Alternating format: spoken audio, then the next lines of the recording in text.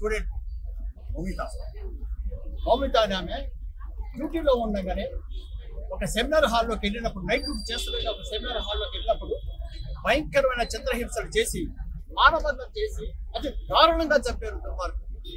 కాకపోతే మరి ఒక్కరు చేశారా, ఎవరు చేశారా, ఎంతమంది చేశారా అనేది ఇంకా వెలుగులో రాలేదు. మరి ఇన్ని రోజులు గడుస్తున్నా కానీ ఏమిటి విచారణ అనేది ఇంకా తేలేదు.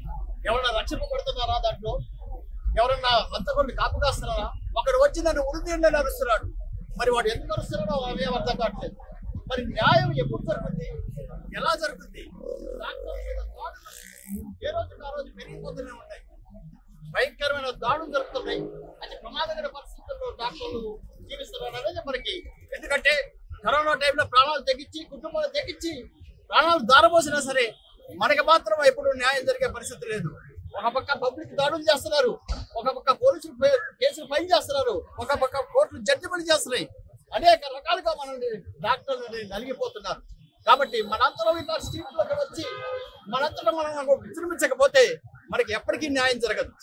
చట్టాలు చేస్తున్నాయి, మీకు రక్షణ కల్పిస్తున్నాం అని ప్రభుత్వాలు కాగితాలు పంపిస్తున్నారు, కోర్టులు జడ్జిమెంట్లు ఇస్తున్నాయి. కానీ జరుగుతూనే ఉంటాయి. ఒక పల్మనాలజిస్ట్ అయితే వచ్చి మెడ కోసిపోయాడు ఐసీయూలో ఉండి. ఒకడైతే ట్రైన్లో ఉండగానే డాక్టర్ వచ్చి పొడిసిపోయాడు.